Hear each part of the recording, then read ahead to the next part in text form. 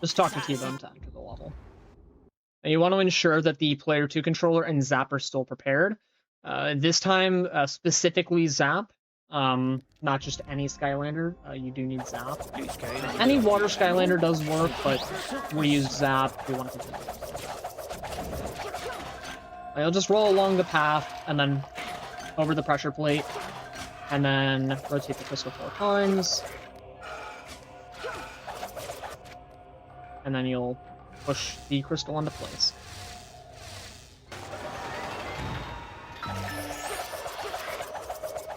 Make sure you dodge the bow and arrow. If you get hit, you can stun lock you. Rotate the crystal once, and then teleporter. Roll up to the top pressure plate first. And to this bottom one, rotate the lever twice. Push the crystal into place at the top pressure plate. Push the crystal into place, and then you want to roll over to the teleporter so that your momentum carries you into it.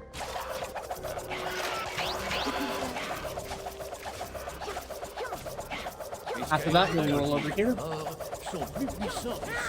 Once you get down to this bottom ledge, you will add Zap.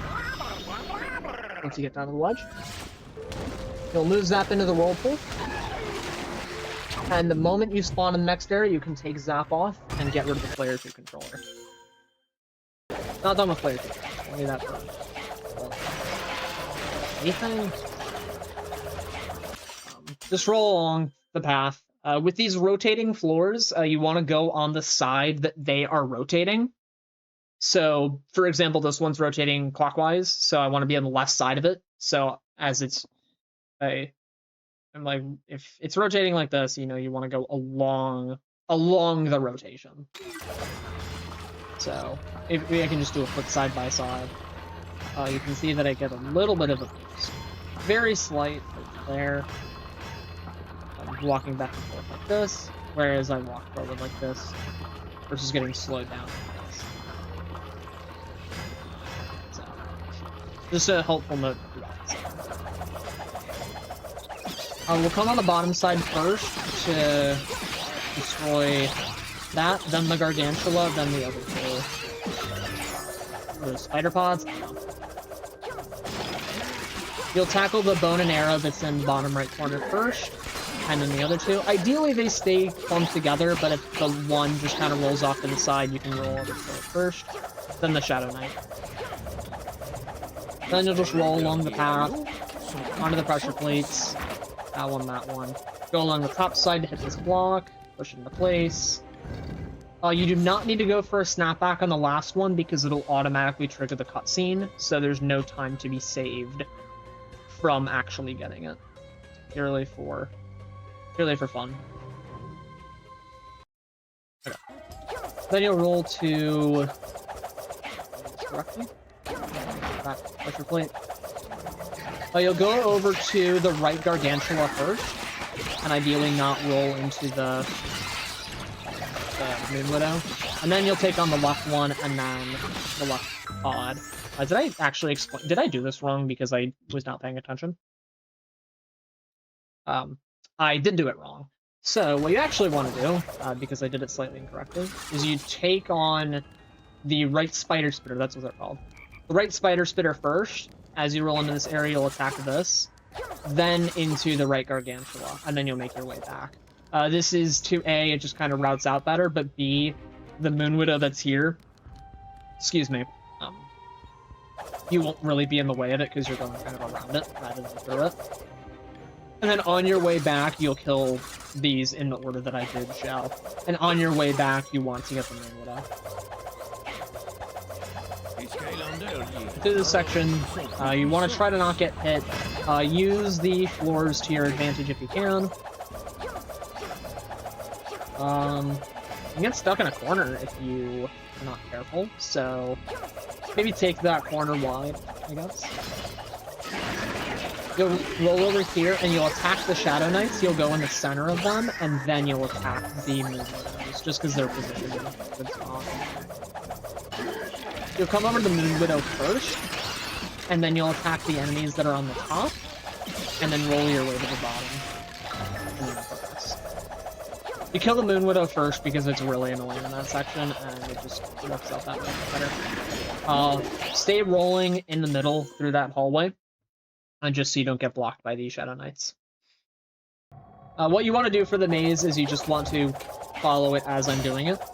Note about these saw blades, or axe blades, is only the blade of the axe damages you, so the stem of it, I guess we'll call it, does not.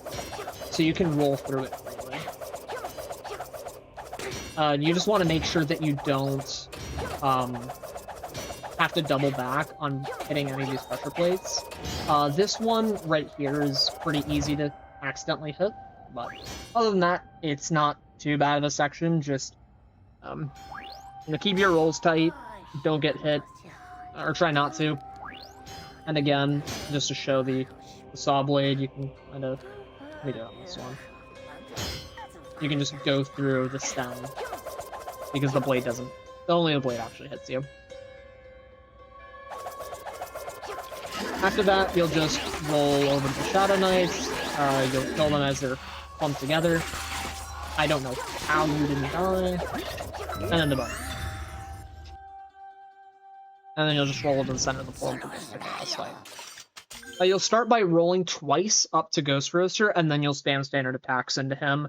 And you want to ensure that you stay above him. This way, when he does his bite attack, he'll go up to the upper wall of the arena, rather than going to the very bottom and you having to chase after him. So roll up, we'll spam some attacks into him, stay above him, and he gets stuck in the wall, or goes along the wall. That was a really weird Ghost Roaster interaction, for what it's worth. Normally he doesn't go through you and then down as far as he did. But even then, that was a very weird interaction, but he still stays at the top of the arena, and that's what you want. You don't want him to get very far, you just want to keep spamming damage into him. You can just eat the damage, there's no problem in that. All three of these in-between phases of this fight are an auto-scroller. There is no time to be saved or gained, or lost, excuse me. You just dodge the lasers, don't get hit. Obviously, if you die, that's bad, so don't get hit.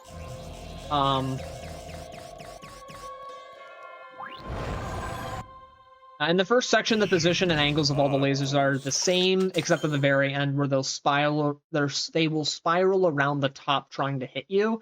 So you can just walk or roll out of the way. It's not too hard.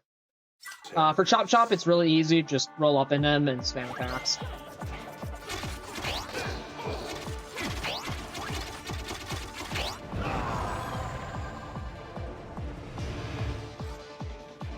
Same deal in the second section. The position, angle, and movement of all the lasers are the same, except at the very end. So it'll do this X, it'll do this grid. Again, it's an auto-scroller. Nothing really to do here. Just chill in the middle. You can chill in the middle for most of this fight. It's like this spiraling outwards thing. And at the very end, all of the lasers will come in at once, targeting you. For Hex, you just want to roll up to her and spam standard attacks. But what you want to do is you want to ensure when she's about to shoot, you want to be on her side so that she doesn't hit you. I messed up there, but I got an armor from the counter, I guess. Yeah. So circling around her is generally consistent. If you get stuck in the top wall, I guess even then you'd be fine, because if you get hit, you'll just get knocked into the wall, and you won't go very far, so it's not a huge deal. For this last phase, this actually requires a bit more paying attention, only because it's the hardest of the three. It's not particularly hard, but you just have to pay attention. So I'll explain each of these parts and how they work. So we'll call it part 0 is just this spiral in. Part 1, all these lasers spawn at random positions and angles. There starts with 4 lasers, and then 5, then 6, and so on. It'll increase. Then it's these moving lasers, so there's 4 to start, then 5, then 6, and so on. And then the last part is a combination of both, where it'll spawn 2 new lasers every time. One targeting you at a fixed direction and angle, one that's moving. And then, again, double unload. You just want to roll into them. You can generally just get by with damaging all of them kind of at once, because they all spawn really close together and generally don't move immediately, but I think I'll get one here. And again, that didn't give me an unload. That's crazy. That's awesome. But anyway, a proper double unload tutorial will come out in the future. So just look out for that. But that's the end of chapter 17.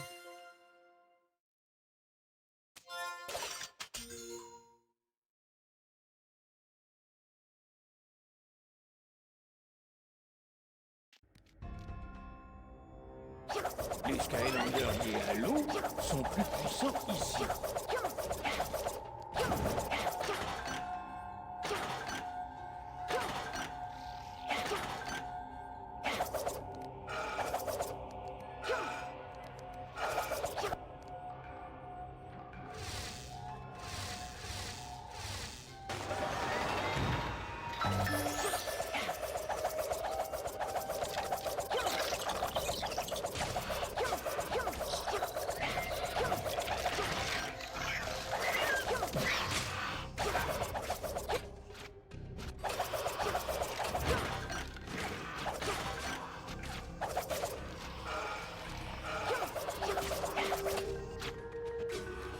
Seul un Skylander de l'air peut débloquer la porte.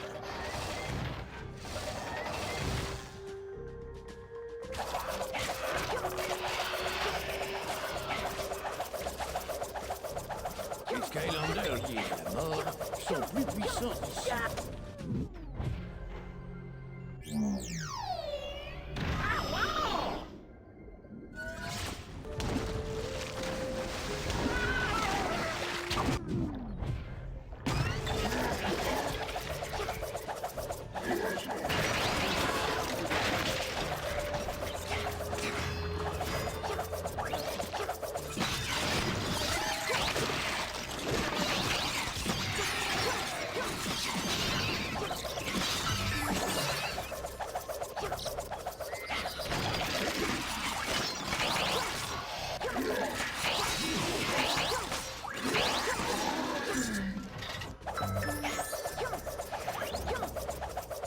Les Skylanders liés à l'eau sont plus puissants ici.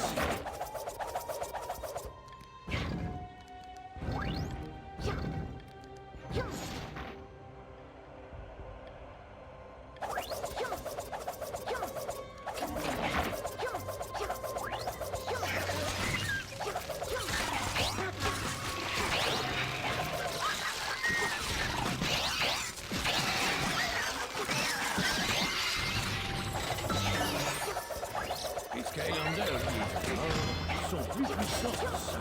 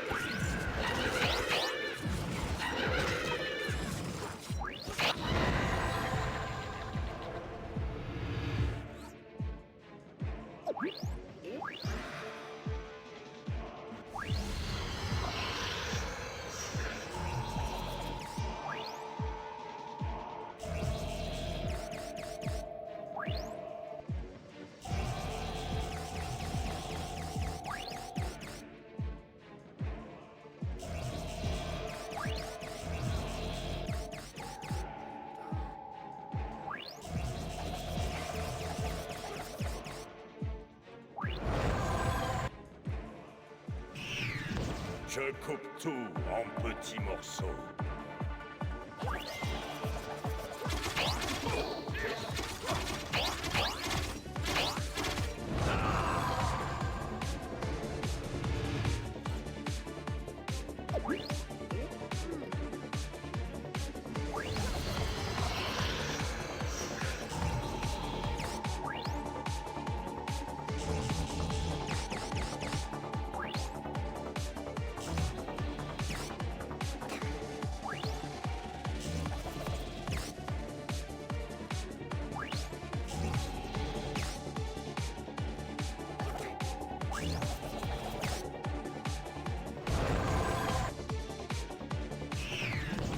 J'espère